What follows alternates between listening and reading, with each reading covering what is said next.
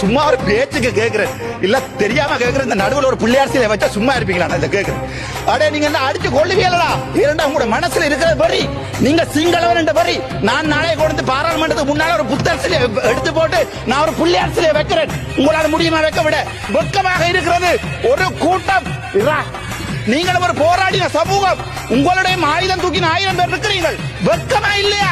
சோறாடா சாப்பிடுறீங்க கேட்கிற அளவுக்கு எங்களுடைய தமிழ் மக்கள் உங்களை வடக்கு மாநிலத்தில் பார்த்துக் கொள்வார்கள். நாங்கள் இனவாதம் இல்லை என்று இந்த வரைக்கும் இதுல இருக்கிற எதிர்கட்சியில இருக்கிற பாராளுமன்ற உறுப்பினர் தமிழனா இருந்தாலும் சரி முஸ்லீமா இருந்தாலும் நீங்கள் பால் குடித்து வளர்ந்த குழந்தையா இருந்தால், நாய்ப்பால் குடிக்காமல் உங்களுடைய அம்மாவினுடைய பாலை குடித்து வளர்ந்தவனாக இருந்தால், புத்தளத்திலே மக்கள் தினமும் அழுகிறார்கள், திருவோணமையிலே மக்கள் அழுகிறார்கள்.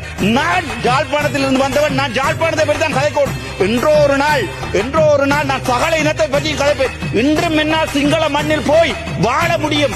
ஆனால் உங்கள் ஒருவனால் வந்து வடக்கு மாநிலத்தில் வாழ முடியுமா? இயலாது. வெட்கமா இல்லையாடா உங்களுக்கு?